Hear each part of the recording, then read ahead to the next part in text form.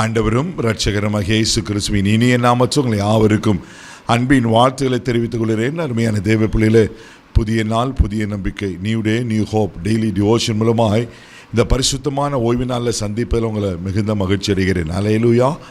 ஒவ்வொரு ஓய்வு நாளும் ஆண்டவர் நம்மளுக்கு அநேக ஆலோசனைகளை கொடுத்து வருவதை அறிந்திருக்கிறோம். இன்றைக்கு கூட கர்த்தர் நம்ம கொடுக்கிற ஆலோசனைகள் என்ன? சங்கீதத்தின் புஸ்தகம் 34 சங்கீதம் 11 கூட வாசிக்க கேட்போம்.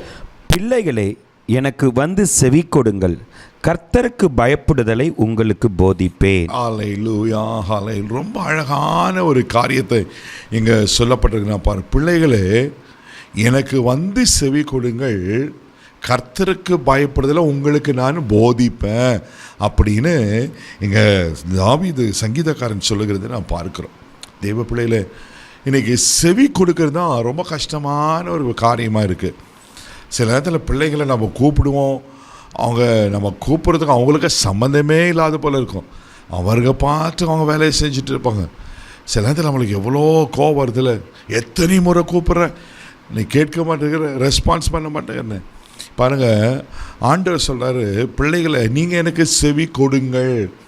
நம்ம கர்த்தருக்கு செவி கொடுத்துட்டோன்னு வச்சுங்களேன், அவர் நம்மளை அற்புதமாய் நம்மளை நடத்துவார். பிரச்சனை என்னென்னா, நம்ம கர்த்தருக்கு செவி கொடுக்காதனால தான். அப்படின்னா அவர் சொல்கிறத கேட்காதனால. அவர் சொல்கிறத கேட்டுட்டு இருந்துச்சு, அதன்படி செய்ய எப்படியாவது அடுத்த ஸ்டெப்புகளை போயிடும். நம்ம சொல்கிறதையே கேட்கறது இல்லையே. ஹல்லேலூயா. தெய்வ பிள்ளைகளே, இன்றைக்கி நிறைய பேர் இன்றைக்கி ஆவிக்குரிய வாழ்க்கையில் இப்படி தான் காணப்படுது நான் பார்க்குறோம். எனக்கு செவி கொடுங்கள், அதோடு மாத்திரம் விட்டுறாமல் சொல்கிறாரு, நான் உங்களுக்கு கர்த்தருக்கு பயப்படுதலை சொல்லி கொடுப்பேன். ஹல்லேலூயா. ரொம்ப அழகாக இருக்கு பாருங்கள். கர்த்தருக்கு பயப்படுதல் உங்களுக்கு போதிப்பேன். ஆமென். அப்போ அவருக்கு செவி கொடுக்கும்போது அவர் நம்மளுக்கு கர்த்தருக்கு பயப்படுதலை போதிக்கிறாரு. அந்த கர்த்தருக்கு பயப்படுதலை நான் பயந்து ஆமென் வாழும்போது நிச்சயமாகவே கர்த்தர் நம்மளை ஆசீர்வதிப்பார். அல்லேலூயா. அதனால தான் சங்கீதத்தின் புஸ்தகம் 115 சங்கீதம் 13 இப்படியா சொல்லப்பட்டிருக்கோம். வாசிக்க கேட்போம். கர்த்தருக்கு பயப்படுகிற பெரியோரையும் சிறியோரையும் ஆசீர்வதிப்பார். ஆமென். அப்போ கர்த்தருக்கு பயப்படுகிற பெரியோரையும் சிறியோரையும் ஆசீர்வதிப்பாரா.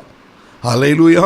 அதில் தான் சங்கீதம் 49:2 கூட என்ன சொல்கிறாருனாக்கா, பெரியோர் சிறு எல்லாரும் எனக்கு செவி கொடுங்கள் அழகாக சொல்லுவார். வாசிக்க கேட்போம். பூமியின் குடிகளே, சிறியோரும் பெரியோரும் ஐஸ்வர்யவான்களும் எளியோரும் ஆகிய நீங்கள் எல்லாரும் ஏகமாய் செவி கொடுங்கள். ஆமென். பாருங்க, கர்த்தருக்கு பயப்படுதல் அவர் நமக்கு போதிக்கும் போது கர்த்தருக்கு பயப்படுகிற பெரியோர் சிறியோர் ஆசீர்வதிக்கிறாரு.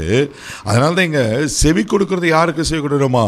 இங்கே சொல்லப்பட்டிருக்கு, பெரியோர் சிறியோர் ஐஸ்வர்யவான்கள் எளியோர் எல்லாரும் எனக்கு செவி கொடுங்க, அப்போ நான் உங்களை ஆசீர்வதிப்பேன். அல்லேலூயா. அதே சங்கீதத்தின் புஸ்தகம் 25 சங்கீதம் 12 கூட வாசிக்கும்போது இப்படியா சங்கீதக்காரன் சொல்லுகிறார். வாசிக்க கேட்போம். கர்த்தருக்கு பயப்படுகிற மனுஷன் எவனோ அவனுக்கு தம்மை தெரிந்து கொள்ளும் வழியை போதிப்பார். பாருங்களேன், கர்த்தருக்கு பயப்படுகிற மனுஷனுக்கு ஆண்டவர் என்ன செய்யறாராம்? தாம் தெரிந்து கொள்கிற வழியை போதிக்கிறாராம். அல்லேலூயா. இன்னைக்கு நிறைய பேருக்கு பிரச்சனை என்னன்னா, வழி தெரியல, சரியான வழியில் போக தெரியல, தவறான வழியில் போயிடுறாங்க. இன்றைக்கி தவறான வழியில் போகிறதுனால தான் அந்த வாழ்க்கையை ஆசீர்வாதங்களை நன்மைகள்லாம் இழந்து போகிறாங்க. அப்போ தெய்வ பிள்ளைகளை நம்ம கர்த்தருக்கு பயப்படணும்னா அவருக்கு செவி கொடுக்கணும். ஹல்லேலூயா. சங்கீதத்தின் புஸ்தகம் 103 சங்கீதம் 11 கூட இப்படியா சொல்லப்பட்டிருக்கு. வாசிக்க கேட்போம்.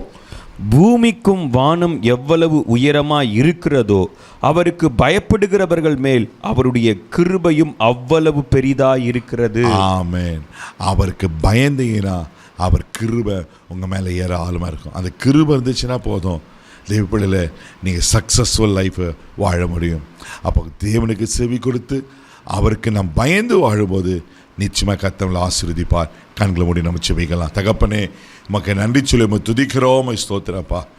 எனக்கு வந்து செவி கொடுங்கள் என்று அப்பா எங்களை அழைக்கிறீர் ஆண்டவரே. உமக்கு நாங்கள் செவி கொடுக்க ஆண்டவரே உமக்கு நன்றி அப்பா. உமக்கு பயப்படுதலை நாங்கள் கற்றுக்கொள்ள எங்களுக்கு உதவி செய்யும்படியாக ஜெபிக்கிறோம்.